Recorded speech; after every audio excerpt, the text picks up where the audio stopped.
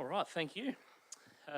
Good evening, one and all. Thanks to those officers and also to members of the public joining us in the gallery this evening. Special mention to the Upper Murray Venturers that are coming to look at how governance operates here at Wodonga Council. So thank you so much for joining us.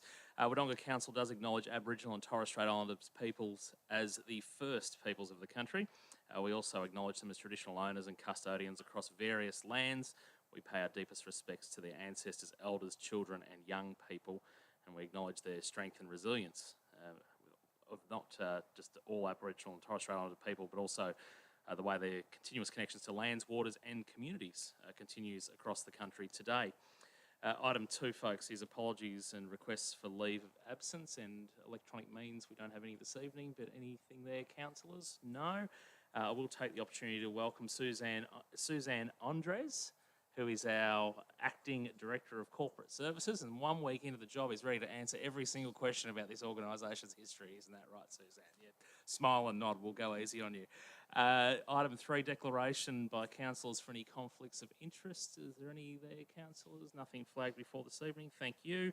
The confirmation of the previous meeting's minutes, recommendation there that the minutes from September 19th be confirmed. Is there somebody prepared to move that they are correct? Thanks, Councillor Watson. Second, Councillor Lowe. Anyone wish to speak against? No, carried. Question time at item 5. Mr. CEO, you've got a couple. One of those to be answered now. Mr. Mayor, we've got 2 questions. The first question is a ratepayer concerned about how rates are best spent and looking into the cost-benefit analysis of Council's membership of the Golden Murray Climate Alliance. And his question is, how is the cancellation of the Gmca membership a cost-effective decision for Wodonga? Council's response to that is, thank you. If you're interested in Council's membership of the Golden Murray Climate Alliance, at its September Council meeting, Council resolved that the report on the cost-benefit analysis of the Gmca lay on the table. There's been no decision by Council to cancel the membership at this point. Each year, Council assesses memberships of different organisations through at least 2 separate processes, being the appointment of Council representatives to various committees at its November meeting, and then as part of the annual budget process, which includes community engagement, each May, the draft budget, and June, the adoption of the budget. Separate to the above, Council may elect for a specific cost-benefit analysis, which is the case in this instance with the Gmca. Specific cost-benefit analysis is undertaken in conjunction with the budget cycle, and in recent times was done with Council's membership of the Municipal Association of Victoria and Regional Cities of Victoria. The second question received tonight is that with so many objections to the Bike Hub in Junction Place, what is the justification to build it right now? Can't we wait for a better location rather than settle for second best? As this matter's on the Council agenda, that matter will be addressed during the Council meeting. Thank you, Mr. Mayor. Thank you, Mr. CEO. Item 6 is delegates' reports, of which there's none this month, councillors. I do just want to pop in a procedural motion if we can before our reports for determination. Simply as identified earlier, it probably makes sense to switch items 7.9 and 7.10 as per section 18. So would anyone like to move that to be the case? Got a mover. Thanks, Councillor Simpfendorfer. Anyone wish to speak against that being the case? No? All good. Thanks very much. And just a reminder, there will be 11 items here for determination. Item 7.1, the draft domestic animal management plan for 2021 to 2022, which has been out to public. Councillor Hall, I know that you drafted a motion. Would you like to see if you can get a seconder? Okay, the motion is that the Domestic Animal Management Plan, DAMP, 2021 to 2025 be adopted, and that Council review the dog and cat registration fees during the 2023-2024 budget drafting processes, and that during this process also look at how Council can better provide and support our registered local Wodonga dog cat rescue organisations and professional associations to further support, improve animal health, wellbeing and rehoming. Thanks, Councillor Hall. Do we have a seconder for Councillor Hall's motion? Which one? Do you want to fight over it, or we'll go with Councillor Watson for the seconder? Thanks, Councillor Hall. Do you want to speak to that one? Okay, the draft animal management plan has been out to the community for consultation and has now come back for consideration with some community feedback changes made to the document. The feedback has been good, and it has been taken on board, and there's been some changes. So whilst this management plan will not appease everyone, it does, I believe, provide some balance. The animal management isn't the easiest of service of council to provide to our community, and the decision about a Wodonga pound service was decided back in 2021. A service contract was agreed to with Albury Council to provide a pound service until 2024. I mentioned before when we were deciding at council about providing a pound service for our community that I believe our council can do better in some areas, like registration costs and support for our animal rescue organisations. Back when the decision was made at council around the Animal Management Care Centre pound, I mentioned that I did some research myself and on the costs of pet registrations and at other councils, and found that Wodonga had some of the highest dog and cat registration fees for de-sex pets. My research also showed that most of the councils that I compared provided pound facilities for the community as well in those registration fees. A variation I found was a minimum of, say, $7 to even up to $20 difference. Wodonga Council contributes to a pound facility in Albury, where there are 4 other councils who also contribute. So surely there could be some savings in doing this, and I know the the Albury residents only pay a one-off registration for the life of the pet under the New South Wales government, whilst in Victoria government we have an annual, and there is a $4 fee that goes to the government for each registration of dog and cat, and then the council decides the charges for the animal management costs. I believe we have room to look at how we can charge for this service to the community in the next budget, and it is also an opportunity to look at how we can better provide and support our local Wodonga dog and cat rescue organisations, who I know do a great job, do it hard. Volunteers should receive a medal as far as I'm concerned for the work they do. I believe the community would like to see the council do better to support them as well. Thanks, Councillor Hall. Councillor Watson? Thanks, Mr. Mayor. I was very happy with the option to part of the DAMP, but happy for this to go forward if it's successful, because it does give that discussion and looking at how we can fund it into the future and how it's done in the budget process. So I'm more than happy to allow this to happen, and with the report, with the DAMP report still going ahead. Thank you. Thank you, Councillor Watson. Councillors? Ooh. Councillor Lowe?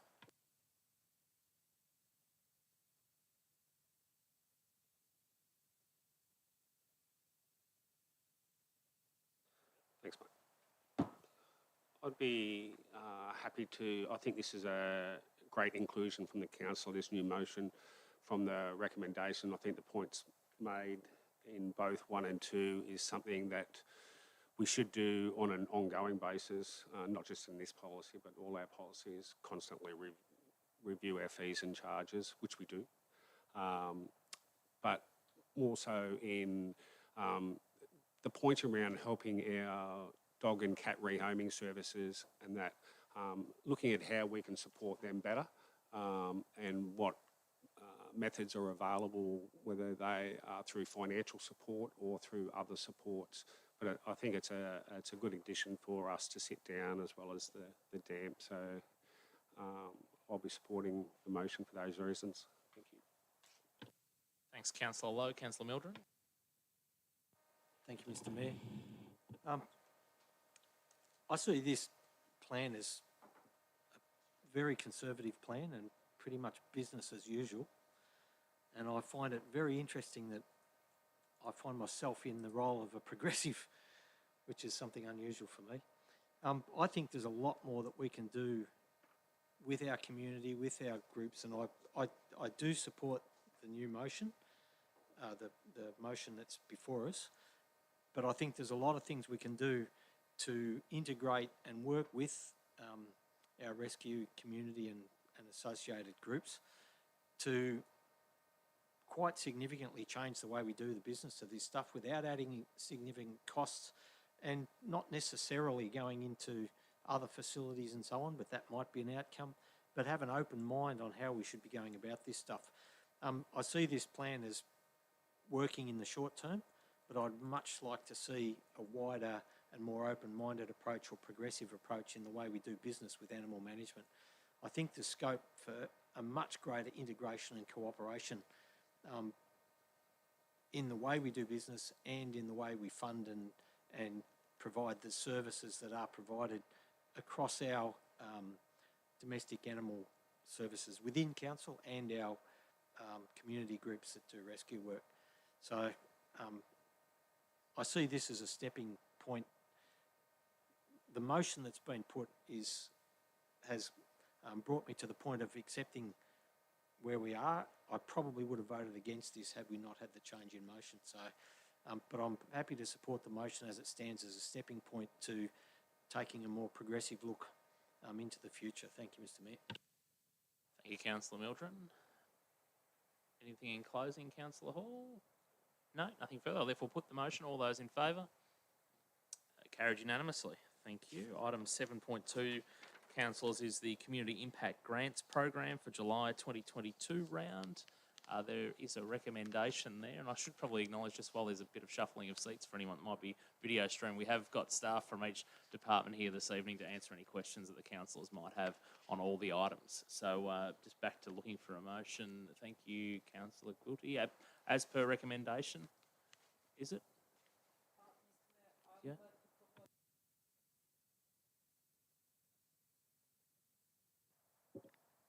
I would like to propose a motion to consider each item separately.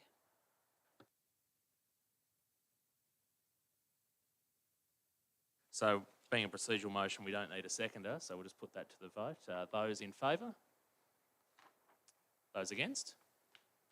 Carried 4-3, I believe. And so carried 4-3, and those that voted against were Councillor Simpfendorfer, Councillor Polton and Councillor Watson. Got that right, didn't I? Thank you. Okay, so we're therefore separating those, each of those. So councillors, you'll need to have that in front of you for consideration. I'm just going to check a page number for you. Bear with me unless somebody else wants to jump in. 78.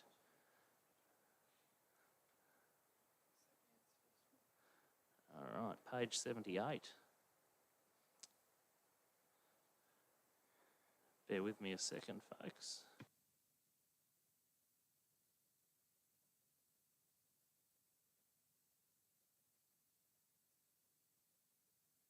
All right, so we're breaking this one down. So essentially, we'll look for a mover and a seconder for each of these recipients in the report, and then we'll go to the vote on each one of those. So somebody for the Belvoir Cricket Club with the requested amount of $2,900. Was somebody prepared to move for that one? Thank you, Councillor Lowe. Have we got a seconder? Councillor Simpfendorfer. Does anyone wish to speak against that particular recipient? No? Therefore carry that unanimously and it's granted. The Glorious Kids, auspiced by Albury Wodonga Ethnic Communities Council, requested amount $3,990. Recommended that is what we give them. Is there somebody prepared to move that one? Councillor Simpfendorfer, thank you. A seconder, Councillor Watson, I'll take. Anyone wish to speak against? No, carried and awarded unanimously. The Wodonga Congolese Cultural School Incorporated, requested amount $4,000, amount recommended also $4,000. Was somebody prepared to move? Thank you, Councillor Watson, seconder. Councillor Simpfendorfer, anybody wish to speak against? Councillor Quilty, I'll go to Councillor Watson first as the mover. Thanks, Mr. Mayor. All of these impact grants have been through a panel process and evaluated with recommendations, and I'm more than happy for what the recommendation by the panel has put forward. Thank you, Mr. Mayor. Thank you, Councillor Watson. Councillor Simpfendorfer. Yeah, thanks, Mr. Mayor. Just quickly, I think the sentiment here in this is that diversity, and we saw in the report that Swahili being the second largest most spoken language in our area, and this event at the Cube will not only just increase that inclusiveness for our community, but it's diversity and supporting, I guess, where we're headed in regards to connecting with our community and that greater connection as a whole. So, you know, $4,000 request is half of their project, but I'll be supporting it with, as Councillor Watson said, it's been through a rigorous process for all of these. Thank you. Thank you, Councillor Simpfendorfer. Councillor Quilty. Thank you, Mr. Mayor. Firstly, I would like to say that I'm a great supporter of inclusion and diversity, and I remember very happily voting in support of our diversity and inclusion plan. I would also like to congratulate the applicant on preparing a strong and thorough application. I also note that we have already voted in favor of the grant for the Glorious Kids project for the same section of the community. However, here we are talking about funding an event at the Cube. I believe that as much as we love various events, especially the ones that foster community integration, diversity and inclusion, I believe that this particular application falls short of meeting the role of the council in distributions of community funds. Thank you. Thank you, Councillor Quilty. Councillors? No. In closing, Councillor Watson? The motion, Mr. Mayor. Thank you, Councillor Watson. I therefore put that the Wodonga Congolese Cultural School Incorporated receives the $4,000. All those in favour? All those against?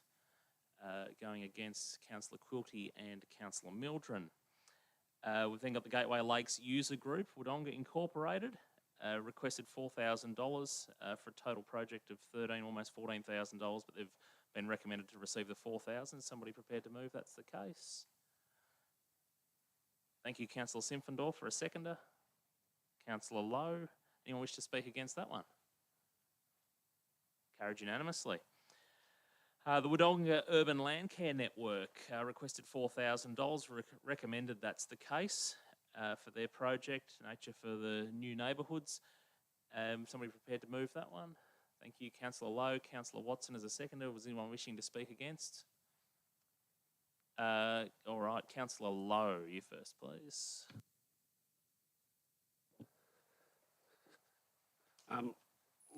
As previous councillors have already mentioned, that all these projects have been vetted already and then presented to us with going through their proper channels before coming up to us for us to just verify that again. And this particular network of people is that classic example of the people that we should be really getting in behind to support. This is one of those ones where they're asking for $4,000, I think it was, from memory, and you will get probably $12,000 to $14,000 worth of value out of what they do in the community around that. So you can't put a dollar value on how these networks and not just the Wodonga Urban Land Care Network, but how they go into our neighbourhood park network as well. So I'm happy to support this. Thanks, Councillor Lowe. Councillor Watson as a seconder. Thanks, Mr. Mayor. I don't think they're just a network. I think they're a strong group of volunteers for our city which do so much work to improve our environment. and more than happy to support this, and particularly with the wet weather we've had, our parklands and environment is under a lot of stress to get it back to what it was. So thanks, Mr. Mayor. Thanks, Councillor Watson. Councillor Quilty, you want to speak against? Thank you, Mr. Mayor. I would like to start by acknowledging the work of Wodonga Urban Land Care Network, their contribution to the state of our parks and gardens, and the contribution of volunteers towards the welfare of the community cannot be overestimated. I agree with Councillor Lowe making a point that it's hard to put the work, the dollar value on the work of any volunteers of any community organization, not just this particular one. However, I would like to draw the attention of my colleagues to the fact that here we talk about an educational project which is aimed at if I may, influencing the community, the ratepayers towards what they should do in their own gardens. Of course, it's only influencing, and it's not that the council takes on the role to support this. However, I believe that here we come very close by funding this project to attempting to influence what people, what else other than numerous council requirements people do with their properties. So while I do acknowledge the, like I said, this, the work of this particular network and the sentiment of creating safe habitat for wildlife, I am not comfortable with supporting this particular funding on principles stated above. Thank you.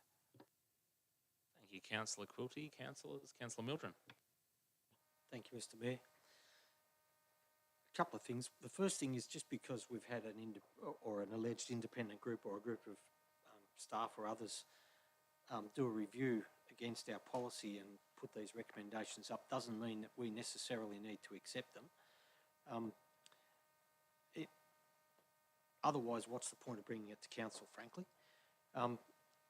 The second point is I am a very strong supporter of Wodonga Urban Land Care Network, and I think the relationship that council has with Wodonga Urban Land Care Network could be quite different, and we could be using funds and different processes to enable that network to do all sorts of work on council-owned lands and reserves that they do presently, but improved, enhanced and expanded through a different relationship with them and a different funding mechanism and a whole range of other things. And I've spoken about those things previously in respect to how we structure our grant setup, and that debate's been had, and I've not been successful in pursuing my argument, so I'm not going there in that context.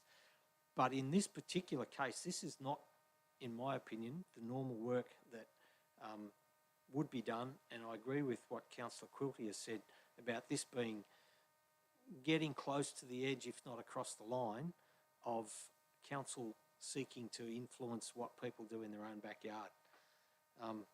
I understand the motivations and so on from the network in doing it, and I completely support that sort of approach in council-owned land and in our urban parks.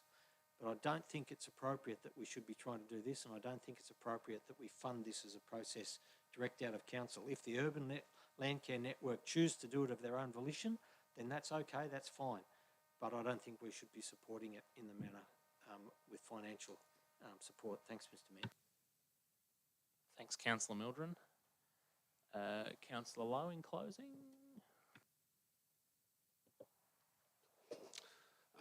Probably just repeat as stated earlier that before I was coming back, I think it was actually, that council as a whole voted on a policy, and in that policy there was key criteria that anyone that was going for these grants had to meet. So if council has voted on the policy and the policy was unanimous, voted in favour of. I don't recall or don't know how it was voted. But if it was voted in favour of, then essentially councillors then would fall in behind the policy, whether they agreed or not. So tonight should be about whether individually or as a whole, whatever we are, is voted on that parameters that was set in that policy in the first place. So you either go, yes, they are, or no, they don't. In this case, I can't see where any of these projects fall outside of those policies. And I think that's what we should be voting on. As far as not bringing it back to council, I think bringing it back to council gives us a good opportunity to actually thank community and promote these people's grant applications. And then for the people that grants don't get up, how do we help them too? So, you know, they obviously think so. There's lots of things that you can play out. There's a fors and against everything. I think this is just a classic example of, you know, we have a policy there. We have a set structure there. Does it meet it? Yes, it does. Let's move on till the next time we come across that policy. Thank you. Thanks, Councillor Lowe. I therefore put the motion. All those in favour? Those against? So carried, and voting against was Councillor Quilty and Councillor Mildren. 7.3, the Community Infrastructure and Equipment Grants Program, councillors, which begins on page 84 of the document we're looking at. Sorry? As per recommendation, Councillor Watson. Yeah. Oh, did you? I missed it, sorry. I would like to move to consider each item on this separate resolution.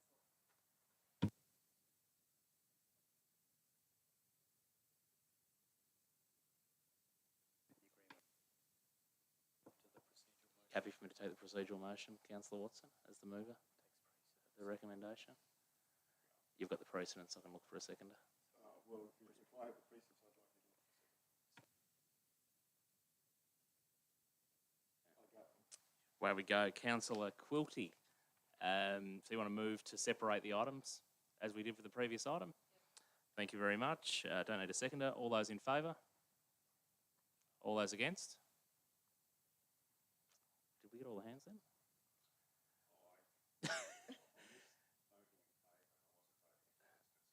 I'll go again. All those in favour of separating the items? All those against?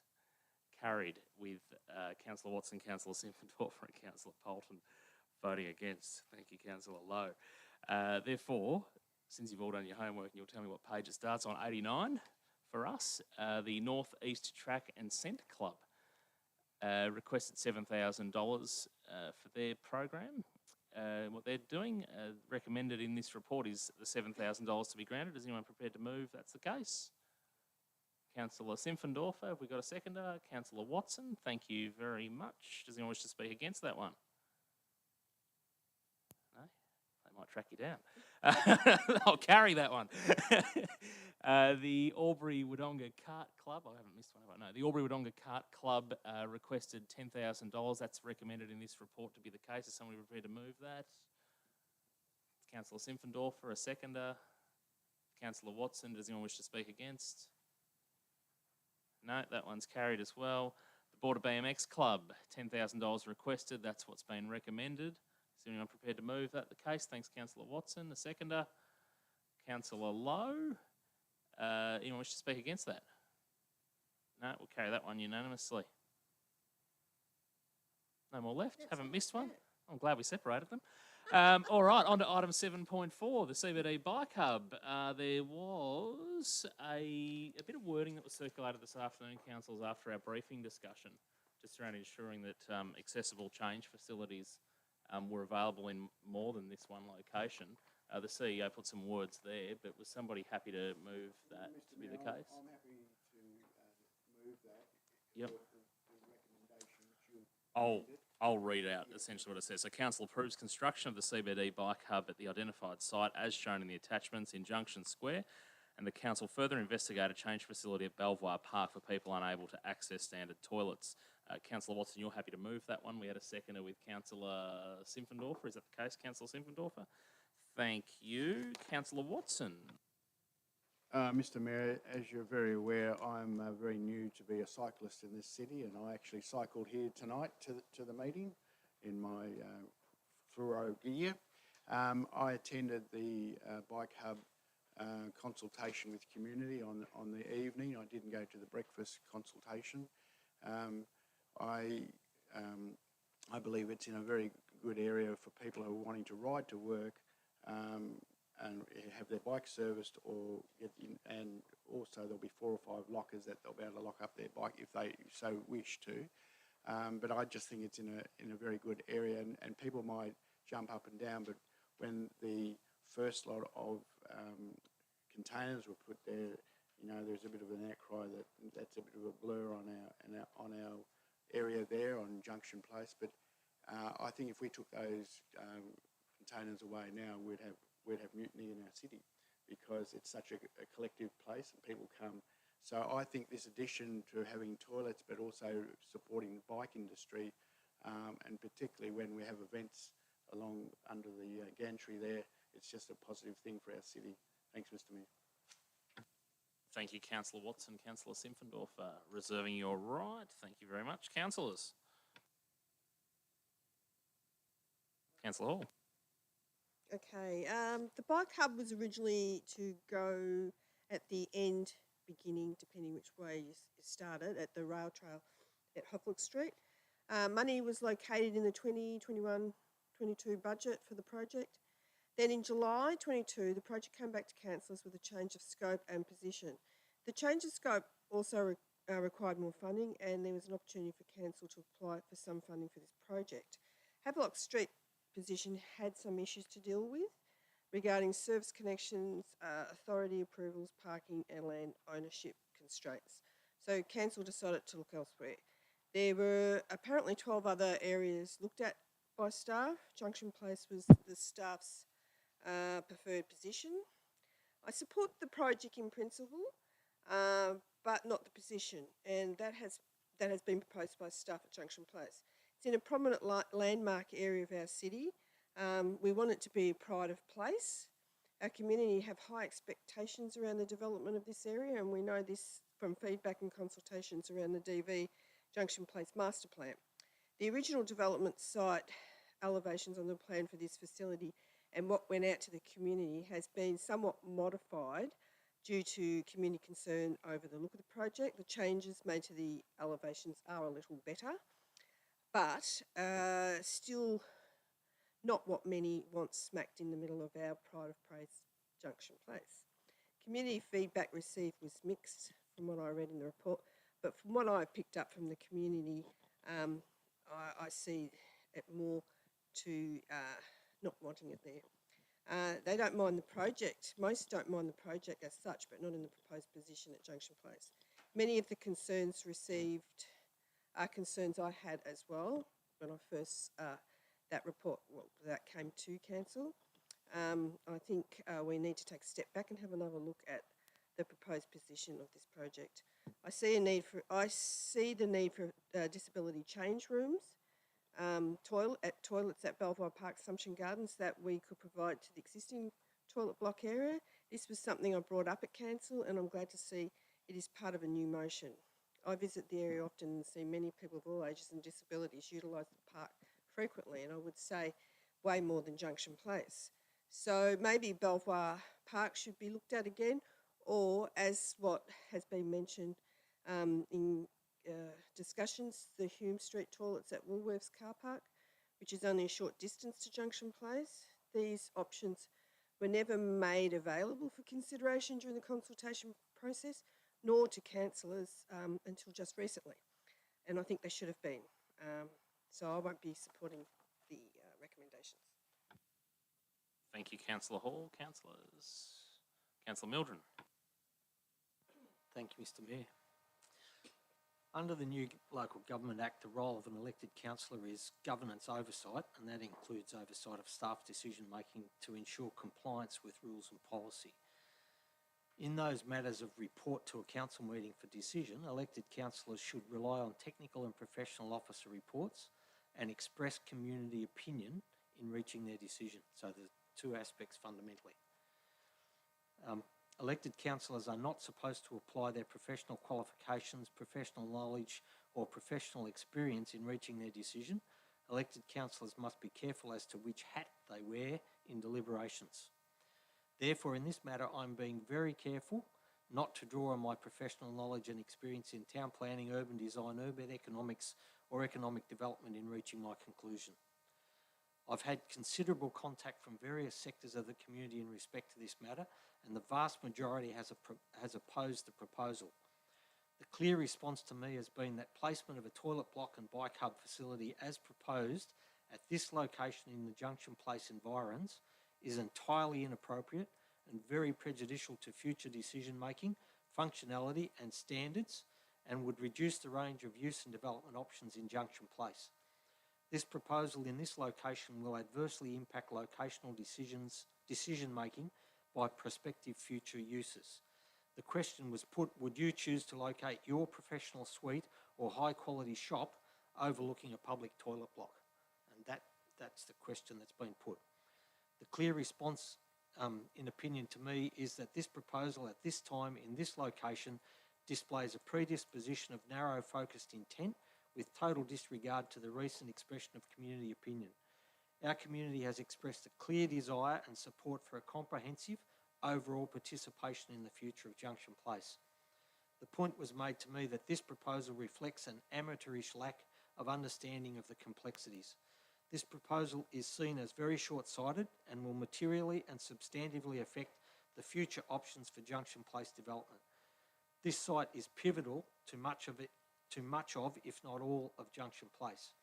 If nothing else, we should have learnt the lessons from our community in respect to the importance of integrated planning for all of Junction Place through the expression of community will regarding the previous master plan and liquor shop matter. Approval of this proposal in this location will undermine the principles espoused by Council for the overall process going forward for Junction Place. If approved, this proposal would constitute 3 public toilet blocks within 200 metres. With the appropriate will, a redevelopment of the facility in Hume Street would meet all the needs of this project, plus improve the Hume Street facility, which is closer located to the main office sector of the CBA, without affecting planning for Junction Place. Thank you, Mr. Mayor. He's right on 3 minutes, Councillor Milton. That's amazing. You must have rehearsed that one. Councillors. Councillor Quilty. Thank you, Mr. Mayor, and thank you, previous speakers. Councillor Mildren has mentioned inappropriateness of a councillor to draw on their professional knowledge and expertise. Thankfully, I'm very safe here because my knowledge and expertise is very far removed. I also haven't written a speech because I have voiced my concerns in relation to Junction Square as well as this particular project a number of times. I'm not going to vote in support of this proposal based on the location. I think it destroys the, excuse my layman term, but as said, professional, not. It destroys the ambience of the place. The proposal does not take account of the sentiment in the community, and I think in this particular place it's very important to take the account of the feelings of the community, because it is meant to be, this place is meant to be the place of power for our community. And this little block interferes with the stream of power, standing where it is. I am a strong supporter of creating a community reference group, and as I said before, I do not like the location proposed. Thank you. Thank you, Councillor Quilty. Councillor Lowe, yeah? Thank you. One of the I wasn't privy to the early discussions around the bike hub and where its location and that, but it was one of the first documents that I read that I was able to read. And this is when it was pointed to be in its early location. And my first thought was, you got a end of journey or start a trip facility, in my opinion, that was put in the middle of nowhere. So to see that this bike hub failed to take off where it was originally landmarked because of lots of different reasons around land ownership and etc.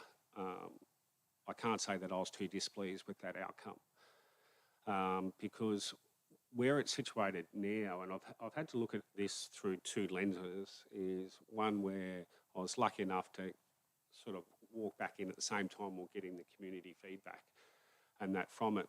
And I'm noticed that I must be unofficially the biking community spokesperson in some way from the amount of emails and phone calls I've taken.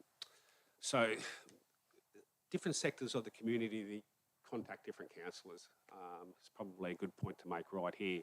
So I can only go on whom I've been contacted by. And all of these people talk to, not all, there was a couple of exceptions to the rule, I won't say that. But in general, they like Junction Place as the location. And in the vast majority, actually don't mind where it is. They all said that they hated the original design of it when it was there. And I'll put my hand up being one of them too. The council officers listened and took it away and had it redesigned, and the schematic drawings within in the document here for anyone to have a look at. What I liked about it is they matched the brick to the goods shed.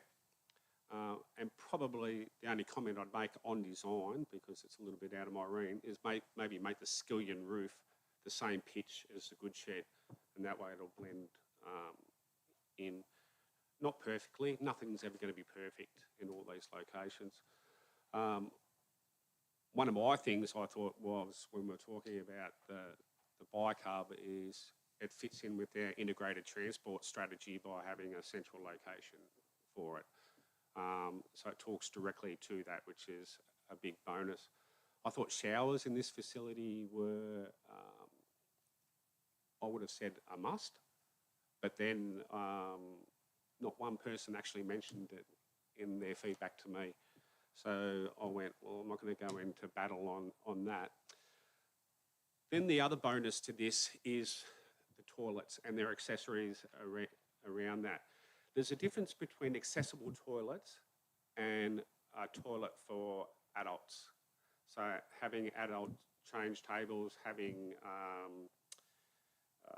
hoists, etc. At the moment, we've only got one, and that's in the Cube. So having a centrally located one, because until you've actually lived the experience, most people go, we don't need that. They just think of it as accessible toilet as one where someone can walk in with a wheelchair, but they're more than that. You ask most carers that are looking after these people, if they have an option to go down way over there, then they're going to go home instead. We've got an inclusion policy, and we should be thinking of that too when we're thinking about locations. I'll be supporting it tonight because I'm getting wound up because of those mentioned. Thanks, Councillor Lowe. In the spirit of Carers Week, I wasn't going to pull you up when speaking about such an important topic within our community. I just want to add just a little bit to that, if I can. An important thing that I think each council's reflected on is birds of a feather flock together, the old adage, because that naturally is sometimes what happens when people contact us, or particularly I like to take the advantage of standing in the community when they are there doing their consultation with the staff, and I must credit our new CEO when he said, I think this is going to be a bit contentious, we need to sort of slow this down and bring it back out and talk to the community about it. Did it straight away. I was able to stand there for a couple of hours at end on a couple of different occasions, and what I found was it wasn't more about the opinion of whether they supported it or not. For me, everything that I saw and heard over and over again was how difficult some of these things are to understand when it's first put out to you as a headline.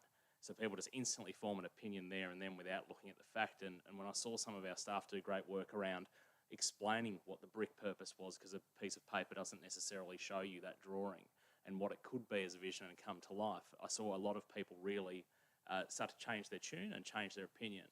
And again, I guess unfortunately sometimes when people think of you as a cyclist or anti-cycling or whatever it might be, where you fall in the community, when you're a mayor, you're not one of those.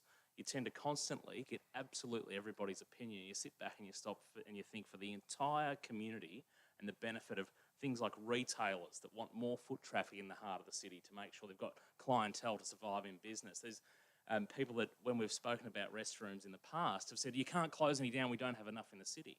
So there's a lot of different opinions that fly around that councillors have to draw in, and the officers do a great job of trying to bring that to a report, and not everything always makes the report.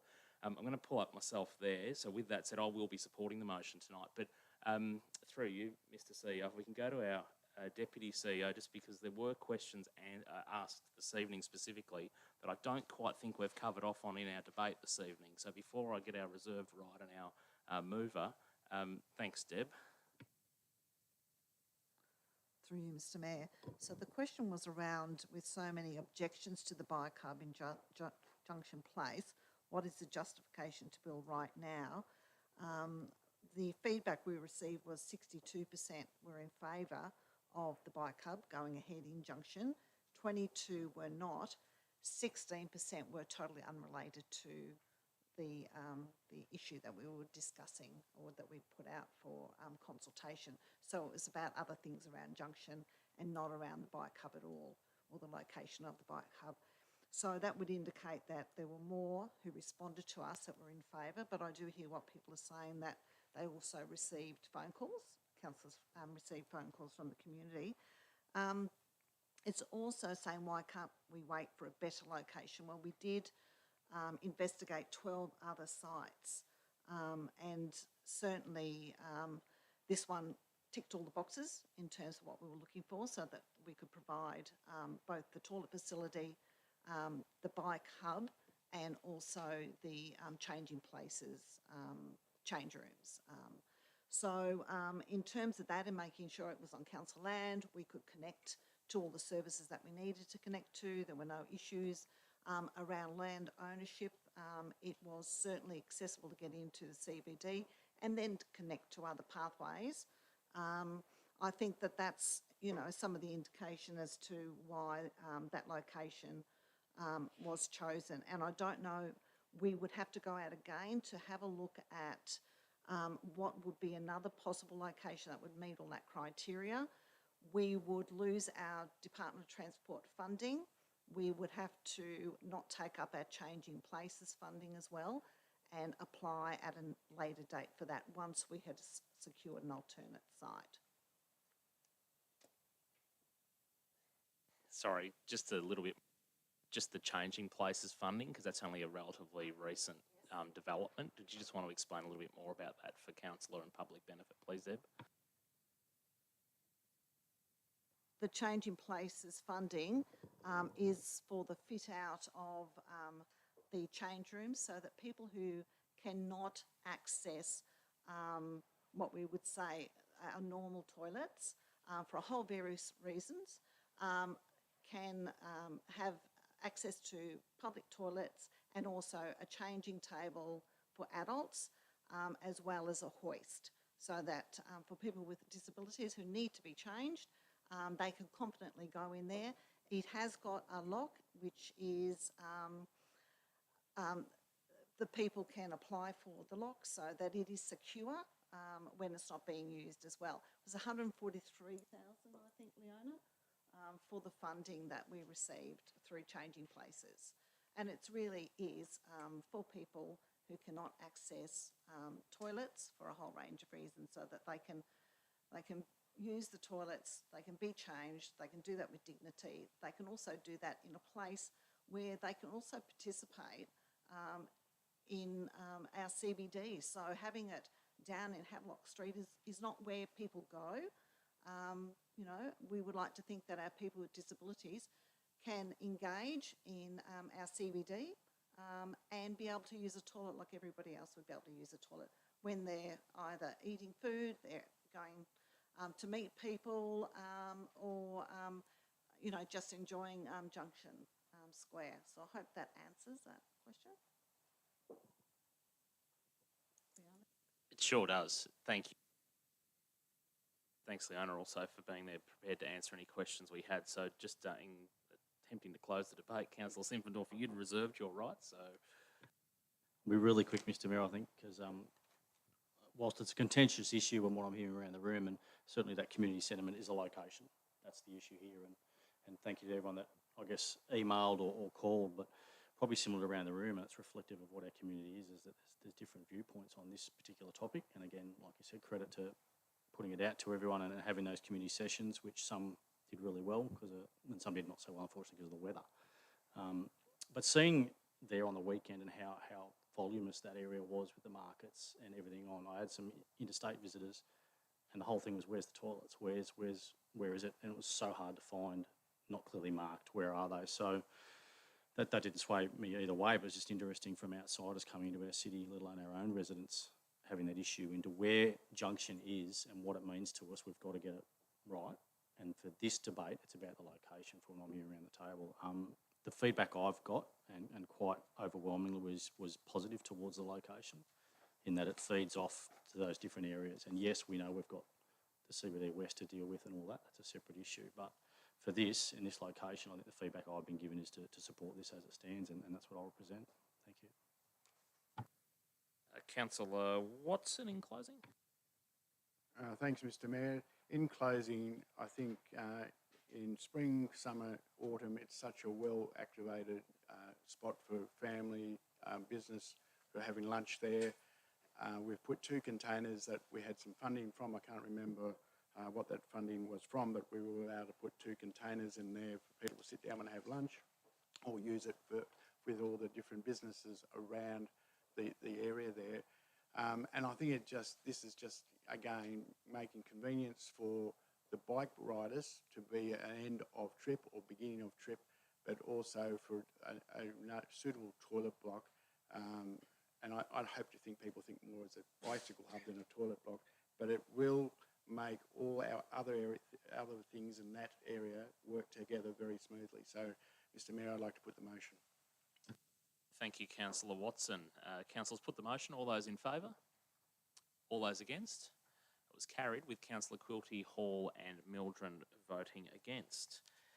Item 7.5, the Homes Victoria Update and Advocacy. Councillors, there is a, thank you, Councillor Simpfendorfer, as per recommendation. Yep, we got a second, Councillor Hall. Thank you very much. Councillor Simpfendorfer.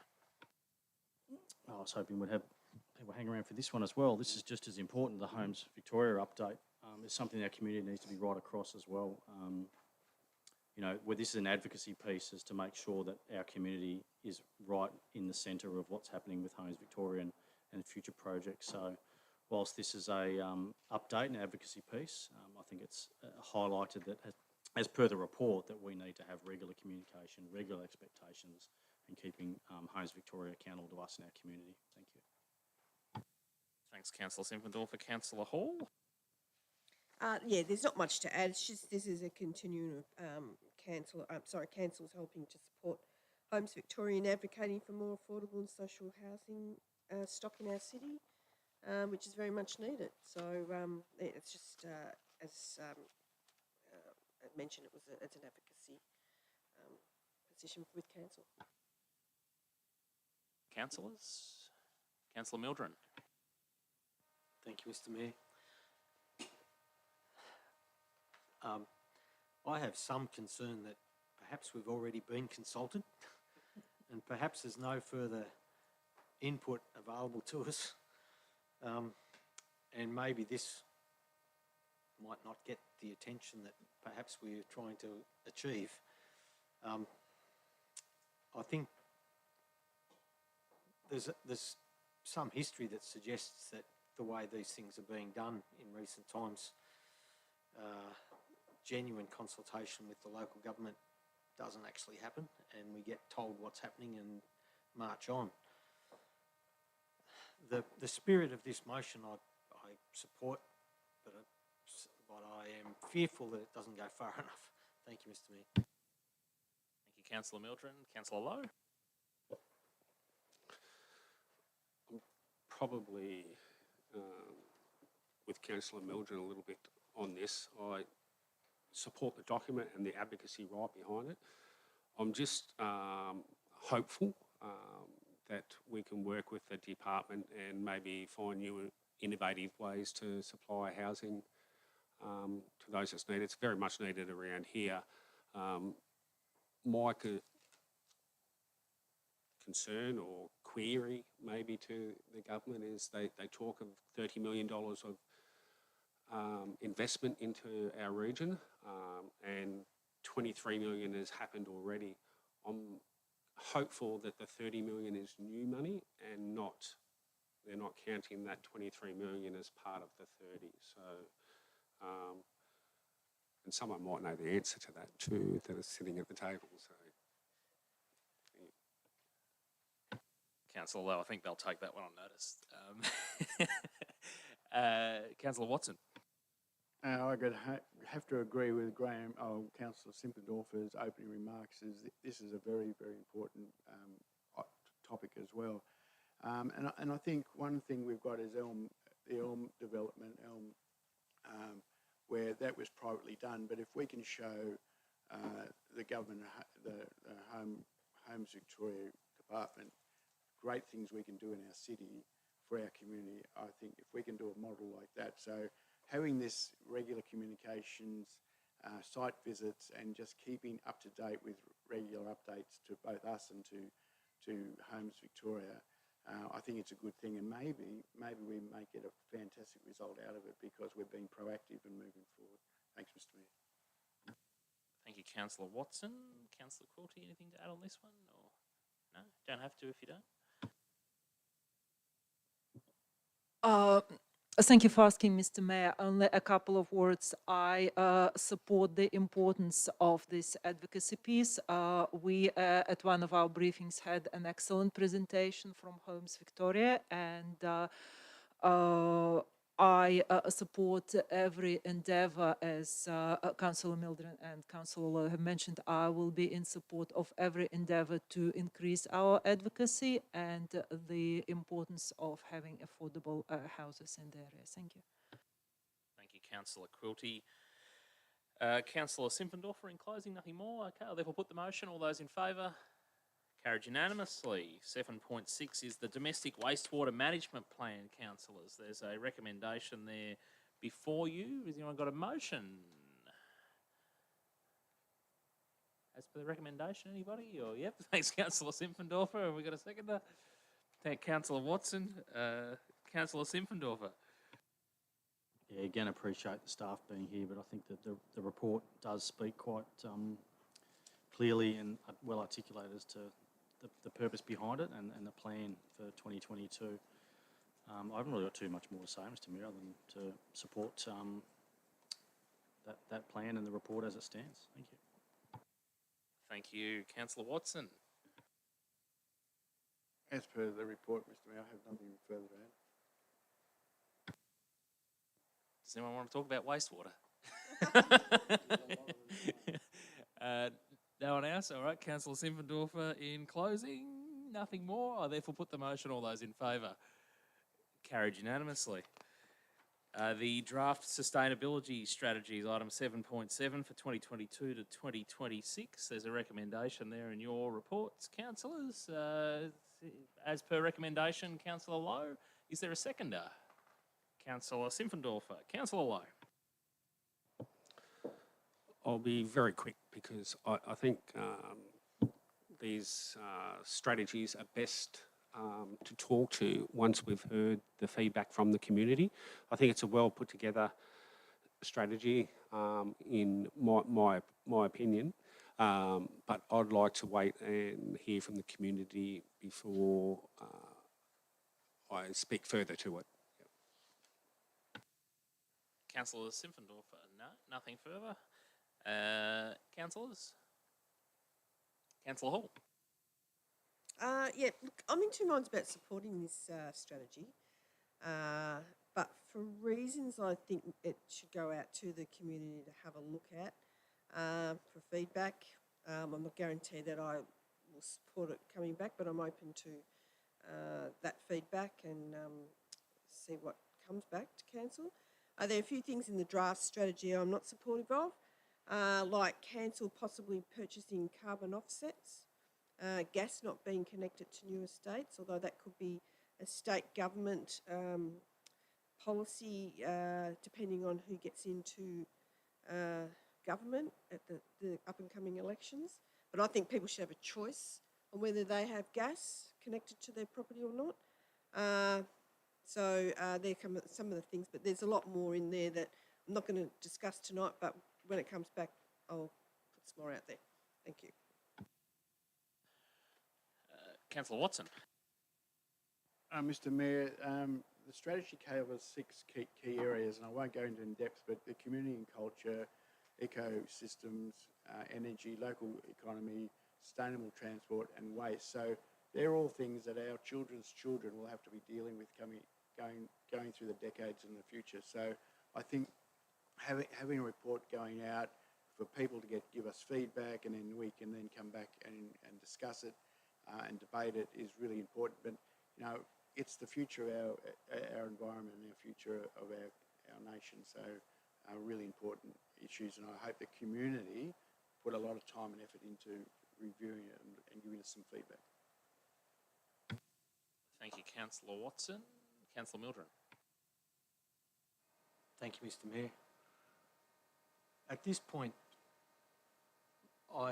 my mind is leaning not to be supportive of the strategy in itself, but I am happy and supportive of putting it out to garner community input, although I suspect that it might be a narrow focused level of input with people of specific interest responding and others who might not see it as appropriate just not responding. Sustainability in itself is a very vexed issue, and it's massively politically charged, and we need to be very careful that we don't get drawn into the partisan politics that underpins the agenda in a lot of this stuff. And we need to be thinking long term and on merit, not necessarily on what is the flavour of today and the fashion item, if you like, for want of a better description, that fits today's perceptions, and in 5 minutes' time we have a different view of the world. We've had all the changes that we've seen in the last 10 years from, particularly in relation to some of the sustainability issues associated with climate change. We've seen, the statements from Mr. Flannery that we'll never get rain enough to fill our dams again. Well, you just got to have a look at what's happening right at the minute.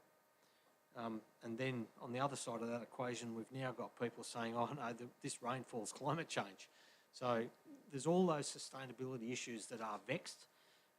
It's still unclear as to exactly what's correct and what's not correct with those things, and we need to be very careful how we bring those into our sustainability policies. Some of the things that Councillor Hall said that were specific issues, I have a few concerns and questions about, and I'd really like to hear what the community has to say specifically about those things. So I guess sustainability is an important issue, climate change is an important issue, and we need to deal with it properly, and we need to deal with it with an open mind and not be brought into biased or political agendas that drive the outcomes. So let's see what the community has to say. Thank you, Mr. Mayor. Thank you, Councillor Mildren. In closing, Councillor Lowe? That would be me. I think Councillor Mildren's right in the fact that politics should never come into any of our voting thought processes. These strategies are about how we can build a better future for our community and have sustainable practices in place both for now and upcoming. And it needs to be some sort of a working document, and I think it's already sitting like that, and flexible for change as new technologies come available and unfold. I think they can be looked at, but for right now, as I said from the start, I'm keen to hear from our community first before I settle on any one thought or anything. So, I can have a view, and that's okay, but I'm always listening to the community first before settling on a view. Thank you. Thank you, Councillor Lowe. I therefore put the motion. All those in favour? All those against? So it's carried with Councillor Mildren voting against. Item 7.8, the council expenses policy for councillors. There's a recommendation there. Again, this one's just going out to public councillors to get their thoughts and views, but happy to take a mover as per recommendation. Councillor Watson, do we have a seconder? Councillor Simpfendorfer, thank you. Councillor Watson. Thanks, Mr. Mayor. I think with my opening statements, COVID has probably reduced the opportunities and chances for councils to get away, but I think we're all a bit gun-shy, and the reason why I'm looking forward to this going out to the community is that they can give us some feedback. But for we to be educated and seeing what other councils do, I think we do need to get away from our city and go and do things. And I'm not saying big junkets or anything like that, but I am saying we can see what's outside of the area and make sure that our policies reflect it, so we can do it without getting thrown to the wolves. So I'm really pleased to see that this is going out for public exhibition for 3 weeks. I would really commend people to speak up and give us some feedback, because we build a better city by going out and seeing other things and bringing those things back here. And we might go out and come back here and think, well, our city's pretty good and we're doing a good job. But I tend to think we can do better. So, Mr. Mayor, I'm very happy for this, if it hopefully gets up so that we get some community feedback and not be so worried about what community sentiments are about the way we spend the ratepayers' money. As long as we do it in a very open, transparent way, I think we should have a strong policy that reflects it. Councillor Watson, Councillor Simpfendorfer. Just really quickly, I think that those points are very relevant, and it's important to hear from the community on what they expect in regards to transparency, what they want to see, I guess, from us as councillors, and where that sits. So there's also, it says favoured by regular authorities such as the Local Government Inspectorate, VAGO, and the Ombudsman. So it's a high level of transparency around what the policy is going to be for expenses, and now's the time to hear from the community what they expect of us. So again, reiterate, let's hear from our community on what that is and how it should be. Thank you, Councillor Simpfendorfer. Councillor Quilty. Thank you, Mr. Mayor. I will introduce a question, if I may. My question is, seeing that the recommendation is to put the policy out for exhibition, a community exhibition for 3 weeks only, is this period of time enough from the point of view of transparency and from the point of view of giving our community the opportunity to provide feedback and to keep us councillors accountable? Thank you. Through you, Mr. CEO, to our Deputy CEO, seems to be comfortable to answer that one. Chomping at the bit. Through you, Mr. Mayor. The 3 weeks is what aligns with our policy. So our policy says for 21 days. However, councillors are free to certainly increase that time if you would like to do that. We're also trying to make sure that it can get back to council meetings prior to the Christmas break as well. But certainly that's open for councillors to make that determination if they'd like. Thanks, Deb. Was there any motivation that somebody wanted it to be greater than 3 weeks, or because we just check with the mover and seconder? but having had that answer, no? No? Okay, we'll keep it as it is then for now. Thank you. Councillor Hall. Look, I'm not going to add much, but I just would like to emphasise that as a council, and councillors, we've always been very mindful of our expenses.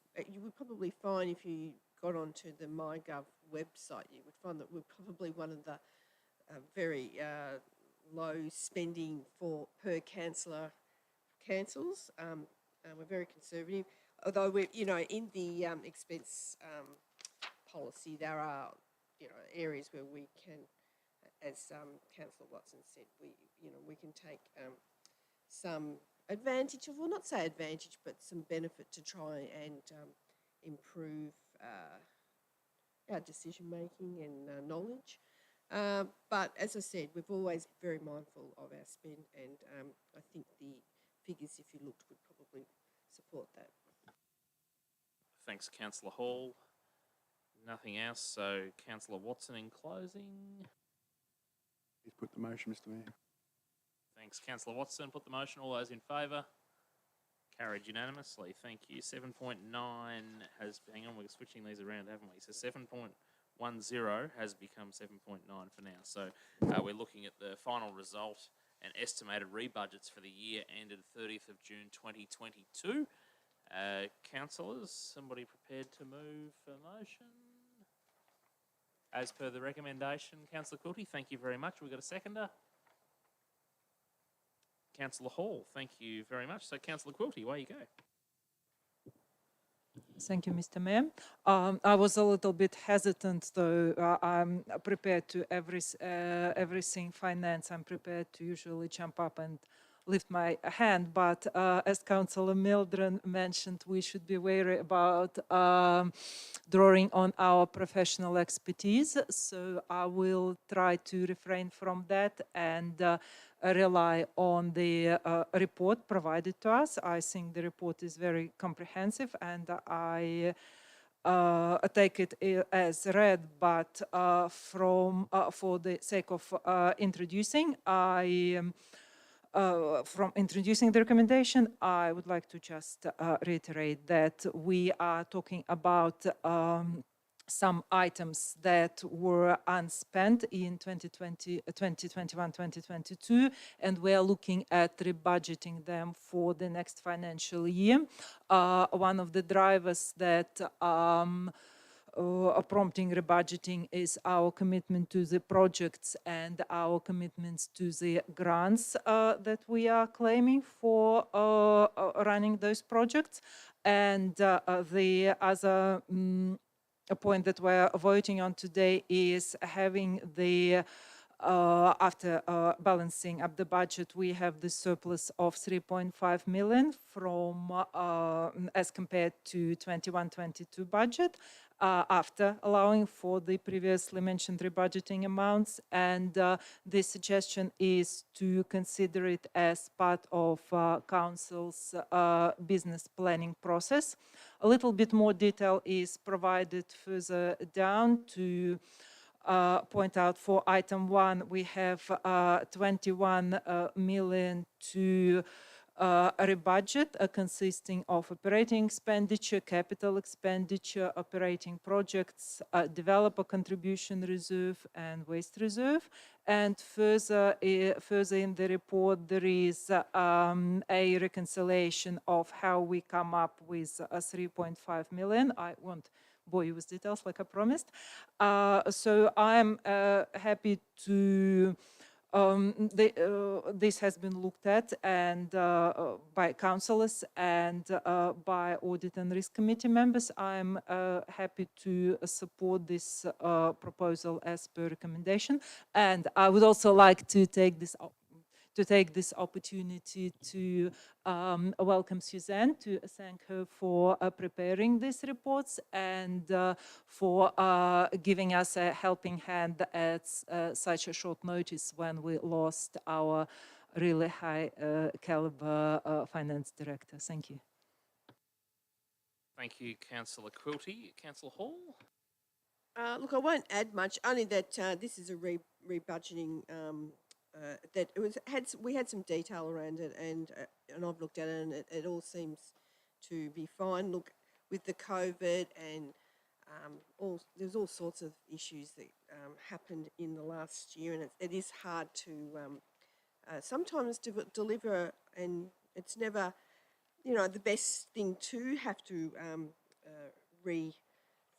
not refinance, but rebudget. You'd like to get those deliveries done in that financial year, but it does happen, and there has been, as I said, issues around COVID and projects, getting a bit delayed, and so yes, I support the Thanks, Councillor Hall. Councillor Mildren. Thank you, Mr. Mayor. It's interesting that we've had, a series of events over the last couple of years that have caused all sorts of delays and grief in the way we've had to carry out our projects, and we've got these things that are carrying over. But the interesting observation is that we have a new CEO who's walked into the job, who's now dumped with the responsibility of making sure he catches up with all these things and delivers them within the year. I think the challenge is ahead. Thank you, Mr. Mayor. We'll hold him to account too. KBIs, I said. Any other councillors on this one? Oh, Councillor Watson. Mr. Mayor, as you know, I'm not strong on the numbers thing, but I'd like to say to Natasha and the whole team is that it is something that their expertise in, and they always bring very open and transparent books to us. And thank you very much to all the staff. Stole my thunder, Councillor Watson. Thanks very much. Anything in closing, Councillor Quilty? No? Happy to put the motion. All those in favour? Carried unanimously. So switching back around, what was 7.9 is now 7.1, the 2022 September quarterly finance report. Councillors, a recommendation there. Again, somebody happy to move? Maybe one that isn't an accountant. Come on, give it a go. No, we'll take you, or if you want, Councillor Quilty. Yeah, happy to move. We've got a seconder as well. Councillor Simpfendorfer, look out. The bean counter. Councillor Quilty, away you go.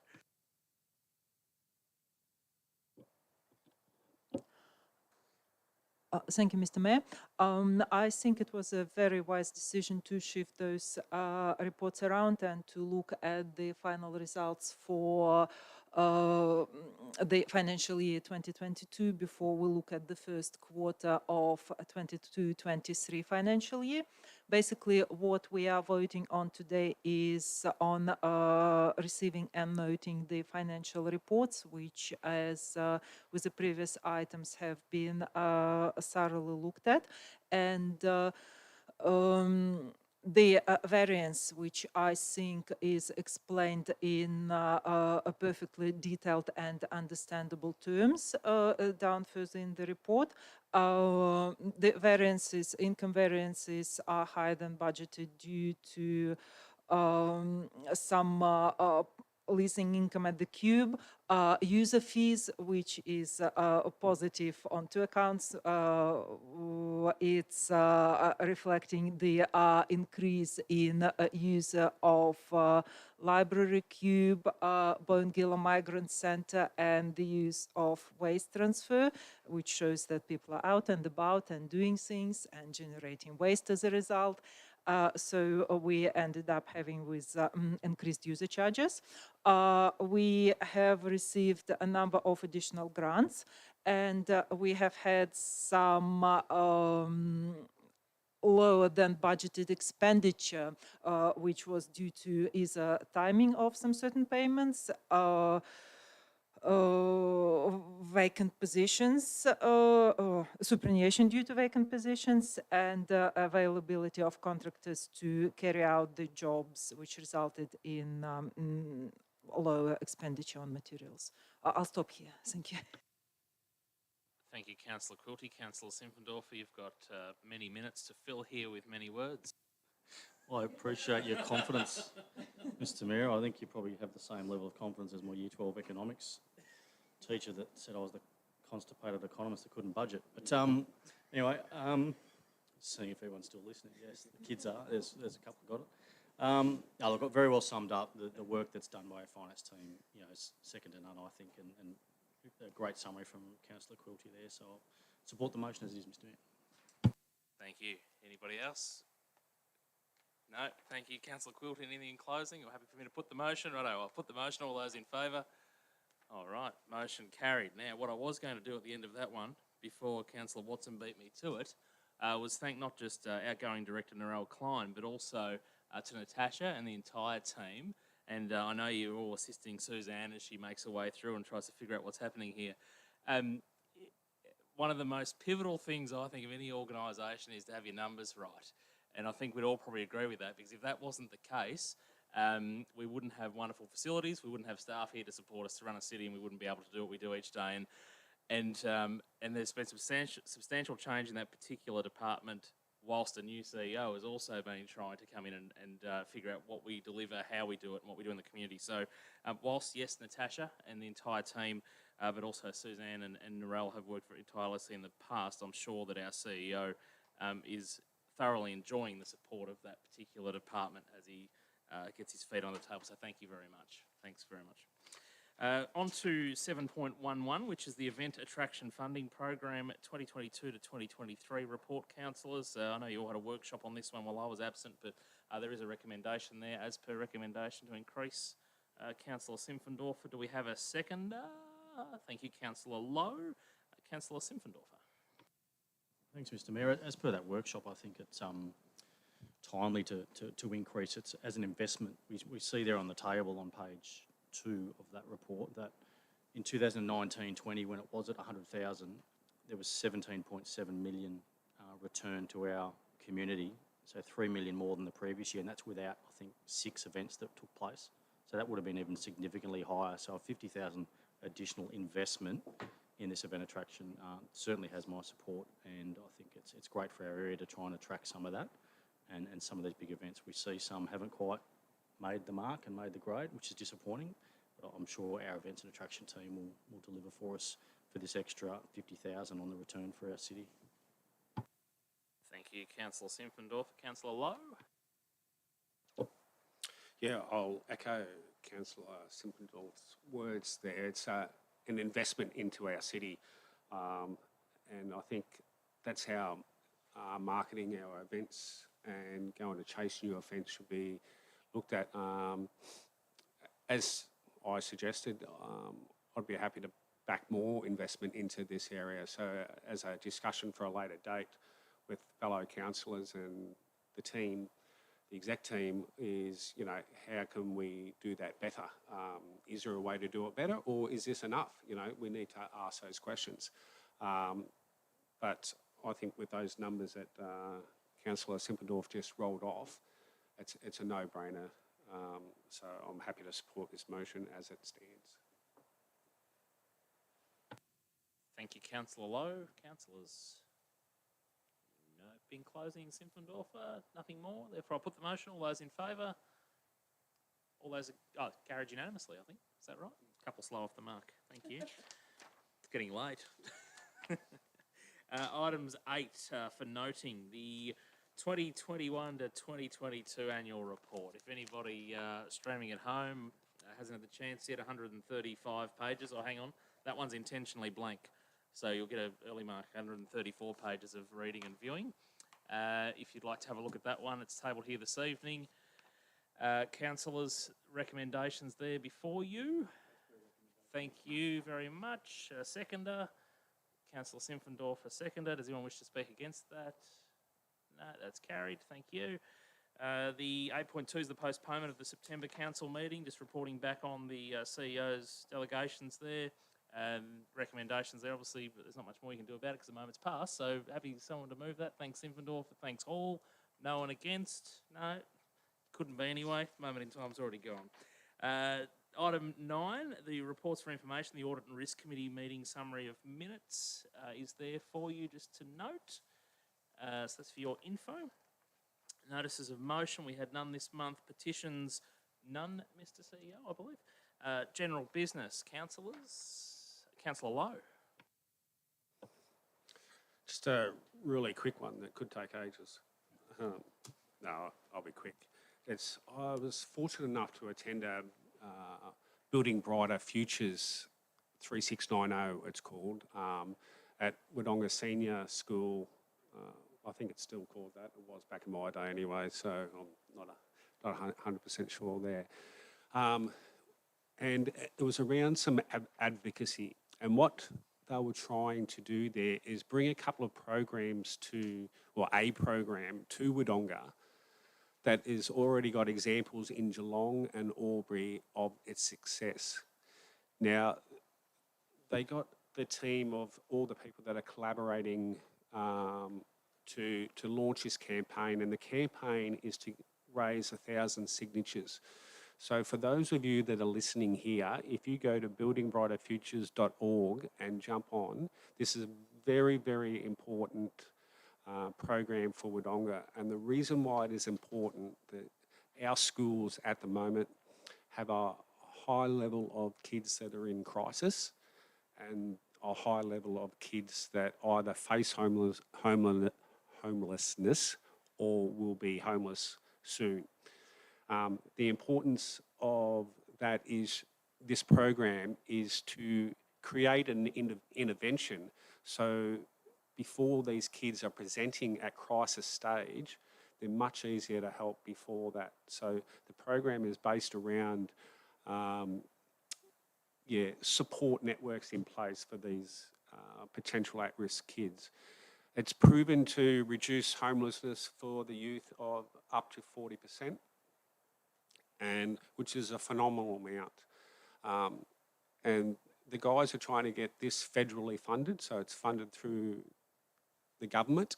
It costs $800,000 a year to run this program, which sounds a lot of money, but it's actually small change from the impact that it has, both economically and on people's lives. So I really urge people at home and my fellow councillors and staff of Wodonga City, who are also a partner in this, to jump online. It takes about 30 seconds to sign your name onto the petition, and the outcomes are much needed in our school. We've got teachers at school doing, in my opinion, roles that they shouldn't be doing. Let's let them teach, and then let's the people that are resourced and totally equipped deal with the problems that need to be dealt with. Thank you.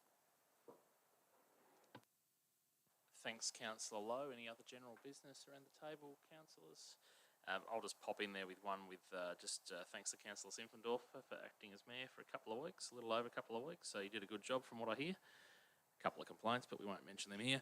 And more importantly, but on a serious note, well done to the staff that put Co-Create together on the weekend. It was wonderful. I stood up on the top balcony of Hyphen and looked over, and a member of the community said, "Mr. Mayor, are you overlooking your kingdom?" I said, "No, I'm just here to see everyone having a good time," which was received quite well. We had a bit of a laugh about that, but it was good to see you finally got the weather break. Kim's here in the room with us tonight, who's one of the main drivers behind that. To finally see weather that allowed us, after a couple of attempts with terrible weather, almost felt a bit selfish there with the sun touching from the west and on the side of my face, and further down the road we had people under flood situations. So fingers crossed our next one of those again. But again, we talk about increasing foot traffic in our city and the decisions that we make. We talk about the return on investment, particularly with event attraction for some of those larger events, but it's just good to see when things fall into place well and see the patronage of that. It really brings a smile to your face to see the community enjoying themselves. So thank you very much for that. Item 13 is the urgent business, of which there's none. So item 14, folks, is our confidential business. There's a recommendation there to close the meeting to the public. So someone happy to move that? Councillor Watson, Councillor Simpfendorf is the seconder. No one's going to speak against that, so I'm going to carry that one unanimously. Thank you.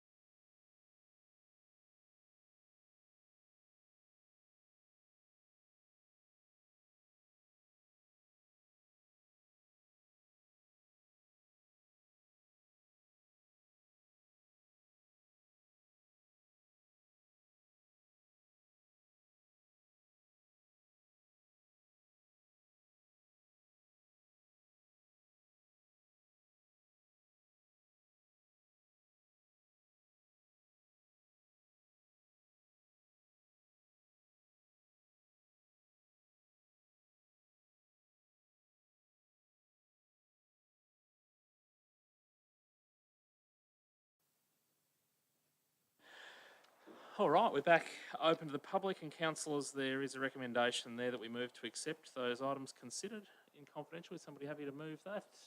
Councillor Lowe, seconder. Councillor Watson, anyone wish to speak against? No. For the first time from considering confidential business, councillors, based on the feedback and I guess perception in the community as well around transparency and also respecting the confidentiality of those that do business with council, we've opted to make sure there is some public components to the resolutions made in confidence. And Mr. CEO, you're happy to read out those for the two items considered. Thank you, Mr. Mayor. For item 14.2, proposed land purchase at Logic, lots 1 to 6, Roach Drive.